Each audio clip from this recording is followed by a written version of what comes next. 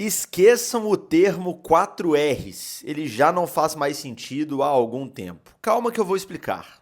Roda a vinheta e bora falar de Galo.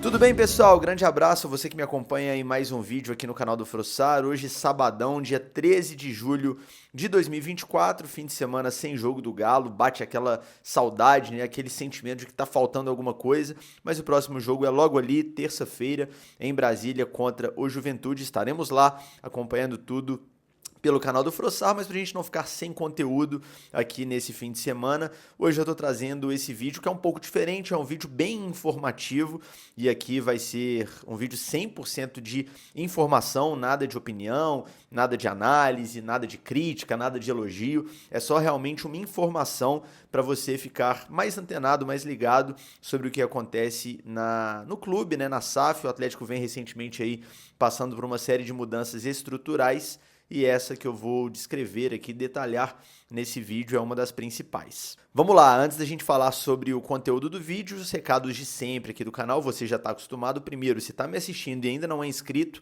me dá essa moral, inscreva-se aqui embaixo, é rapidinho e me ajuda demais. Se quiser apoiar ainda mais o meu trabalho, considere se tornar membro do canal por R$ 14,99 por mês. Você será sócio e terá acesso ao grupo exclusivo de sócios, sorteio de camisa no final da temporada, participação prioritária nas lives e também nos outros quadros aqui do canal e muito mais, beleza? A gente te espera.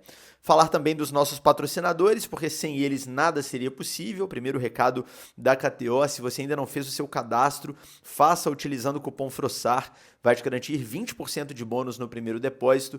E a primeira aposta, caso você erre, o valor volta para você como bônus para uma nova tentativa, beleza? Também o recado da Confiax, se você está precisando fazer ou renovar o seguro do seu carro ou da sua moto, entre em contato com a Confiax, o QR Code está aí na tela. Eu sou cliente muito antes de ser parceiro comercial da Confiax, eles trabalham com a margem mínima, então você não vai encontrar preço melhor, eu garanto, e só trabalham com seguradoras. Então, o seguro de verdade para você ficar tranquilo, proteção completa, assistência 24 horas, chaveiro, reboque, proteção contra furto, fenômenos da natureza e muito mais. Entre em contato e faça o seu orçamento, beleza? Pessoal, vamos lá então, porque o motivo desse vídeo é uma atualização de um termo que ainda é muito usado na imprensa e principalmente entre torcedores, e que não faz mais sentido, é um termo já desatualizado se a gente olhar para a estrutura atual do Atlético. Vamos relembrar aqui, nós estamos falando aqui do termo 4 R's, né? O que são os 4 R's que a gente ouviu tanto nos últimos anos? É um grupo de empresários atleticanos que de fato investiu, né, dinheiro, tempo ali no Atlético. A partir de 2020, vocês vão lembrar, o Atlético tinha uma estrutura normal ali de qualquer associação, né, pré-SAF, tinha presidente, diretoria, normal, e ali em 2020 a gente teve aquele vexame que foi a eliminação para o Afogados da Engazeira na Copa do Brasil. O Rafael Dudamel, venezuelano, era o treinador, e ali houve uma mudança de mentalidade, o presidente na época era o Sérgio Sete Câmara, e ele foi atrás desses empresários atleticanos pedindo uma ajuda, pedindo um investimento maior, né, para que esses caras entrassem ali como apoiadores, como mecenas para o Atlético se estruturar, contratar bons jogadores, contratar o Sampaoli como treinador e de fato mudar de patamar tecnicamente. Foi o que aconteceu, eles entraram ali como mecenas, né, emprestando dinheiro ao clube, que depois, obviamente, esse valor foi convertido aí em ações. Hoje eles são donos do clube, nenhum dinheiro foi doado por ninguém, mas eles entraram ali como mecenas, não eram ainda até aquele momento donos do clube, e ali fazia sentido o termo 4 R's. E o que são os 4 R's, né? O Rubens e o Rafael Menin, pai e filho da família Menin, donos aí da MRV, do Banco Inter e de várias outras empresas. O Ricardo Guimarães, dono do Banco BMG, ex-presidente do Atlético inclusive, e o Renato Salvador, que tem, entre outras empresas aí, a família, né, a rede Mater Dei de hospitais. Então esses eram os 4 R's que naquele momento eram os investidores, os mecenas, é a melhor palavra realmente, do Atlético. E aí naquele momento o clube era comandado pelo que eles chamavam de colegiado, que tinha o presidente Sérgio Coelho, eu já estou falando num segundo momento, tá? Depois da saída do Sete Câmara, o Sérgio Coelho assume, e aí o Sérgio Coelho, junto com José Murilo Procópio, que era o vice-presidente, junto com os 4 R's, que foram esses que eu citei, que são esses que eu citei né, e também com o Rodrigo Caetano, que era o diretor de futebol, formavam ali o colegiado que tomava as decisões relacionadas ao futebol. Então esses 4 caras tinham ingerência no clube, tinham poder de decisão e realmente estava restrito a esse grupo as decisões, né, junto, claro, com o presidente, o vice e o diretor de futebol, as decisões envolvendo o futebol do clube. As coisas foram caminhando, houve por algum tempo a expectativa de o Atlético vender a SAF para um investidor estrangeiro, né? Apareceram aí alguns nomes, o Peter Grieve, lá foi o nome que apareceu como mais forte como essa possibilidade, depois acabou não se confirmando e a SAF se transformou numa SAF feita justamente pelos empresários que já estavam dentro do clube, mas com mudanças. E aí houve uma virada de chave que muita gente acabou não ajustando o discurso e principalmente essa expressão. Continuam até hoje falando, os 4 R's, cadê os 4 R's? O torcedor que cobra uma presença maior.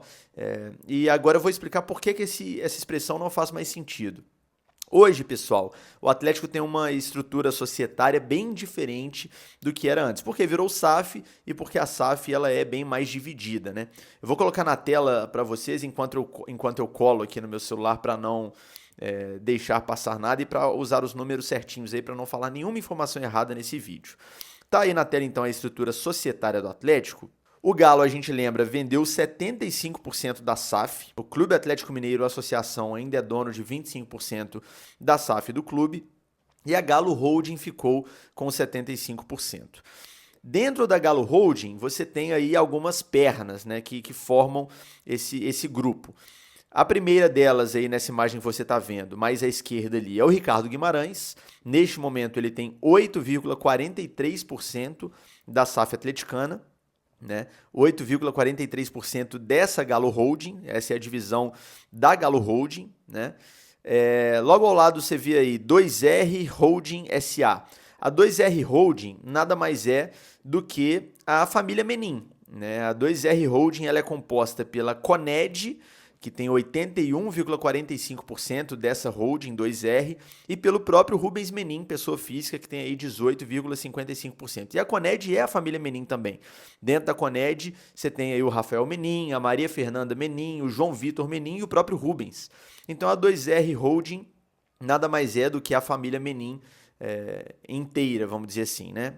A totalidade aí desses 55,74% da 2R Holding é da família Menin. Logo ao lado você vê aí o FIP Galo Forte, e aí entra um personagem que mudou bastante a estrutura societária do Atlético, que é o Daniel Vorcaro. Daniel Vorcaro é um empresário também do ramo aí de finanças, né? Ele atua aí no Banco Master, é a principal empresa dele, e ele investiu um valor alto, né, de 200 milhões de reais e conseguiu aí adquirir 26,88% dessa Galo Holding. Então, hoje, com exceção aí da família Menin, é o principal acionista. Você vê aí que o valor que o Daniel Vorcaro tem, esse FIP Galo Forte é o Daniel Vorcaro, ele é aí de 3 vezes, basicamente 3 vezes, o valor que tem o Ricardo Guimarães, por exemplo, né, que era um dos R's na estrutura anterior. E para fechar essa formação da Galo Holding, você tem aí esse FIGA, que é a última perninha aí, entre parênteses, torcedores. O que é o FIGA? É um fundo de investimento que o Atlético criou para captar mais valores de outros atleticanos, empresários que gostariam de investir na SAF. E eles fizeram cotas únicas no valor de R$1 milhão. 100 cotas de R$1 milhão. Então, ao todo, R$100 milhões era a ideia para que fossem repassadas aí essas cotas para atleticanos. Uma fonte minha me passou isso hoje, essa informação, de que dessas 100 cotas, cada uma no valor de R$1 milhão, 7 foram vendidas. Significa que são 7 empresários? Não. Às vezes alguém comprou mais de uma cota, às vezes mais de uma pessoa dividiu uma cota, isso pode ter acontecido, mas 7 foram vendidas, ou seja, R$7 milhões. Porém, o Rubens Menin entrou ali como compromisso, né, para garantir que esse valor entrasse no clube, esses 100 milhões, com o compromisso de que ele compraria as cotas do FIGA que não fossem vendidas para outros atleticanos. Então, como venderam só 7, faltavam 93. E ele, Rubens Menin, se comprometeu e fará esse aporte nos próximos 3 anos. Então, voltando aí a imagem para a sua tela para ficar mais claro. E antes que eu esqueça, o Renato Salvador, que antes era um dos R's, que a galera ainda usa o termo 4 R's, está dentro do FIGA, tá? Então, o Renato Salvador, que é principalmente do ramo de saúde, está dentro do FIGA, assim como o Marcelo Patrus, que também é empresário atleticano, esse do ramo de transporte, também está no FIGA. Então, se a gente considerar aí, voltando para a imagem, que o FIGA ele tem 8,96% da Galo Holding, nós estamos falando de 100 milhões de reais aí dentro, sendo que 7% desse valor, 7 milhões, correspondem a dinheiro de outros empresários e 93 milhões serão colocados pelo Rubens Menin, né? Então, olhando novamente, Ricardo Guimarães, que era um dos R's, tem 8,43%, 2R Holding, só família Menin, tem 55,74%, FIP Galo Forte, que é o Daniel Vorcaro, tem 26,88%, e o FIGA tem 8,96%, sendo que dentro do FIGA, 93% do FIGA, pensando em valores, o Rubens Menin que vai colocar esse dinheiro. Então, assim, tá claro, né, do ponto de vista de estrutura, que o Rubens não, né? A família Menin, ela é, sem dúvida nenhuma, a majoritária nessa SAF do Atlético, né? Os números estão muito na cara que a família Menin detém grande parte aí das ações do clube e aí divididas, né? O Rubens, o Rafael, a Coned, que é uma empresa da família, mas a família Menin é, sem dúvida nenhuma, majoritária nessa SAF do Galo. E aí, alguns detalhes por que eu digo que a gente não pode mais ficar usando o termo 4Rs.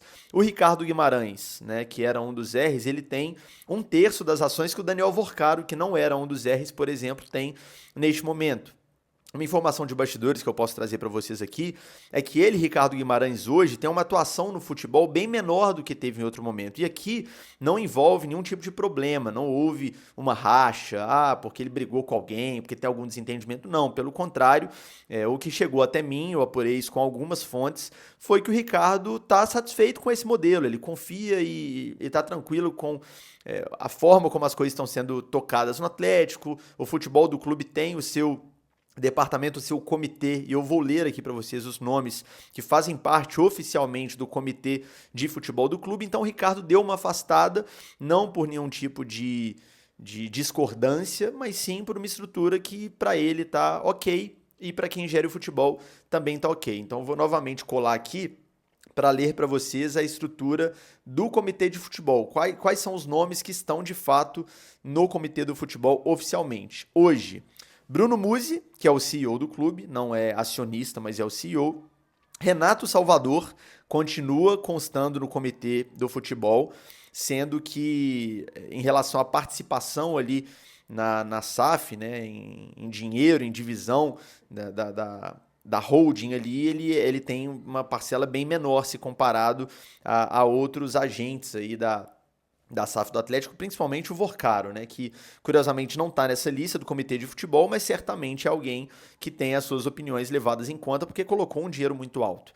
Então o comitê do futebol tem Bruno Musi, Renato Salvador, Rafael Menin, Ricardo Guimarães, Sérgio Coelho e Vitor Bage, que é o diretor de futebol. Sérgio Coelho, o presidente, e o Ricardo Guimarães, acionista. Vocês podem ver que o Rubens não está nessa lista. E isso é uma coisa que mudou pouco de lá para cá, da época do colegiado para agora.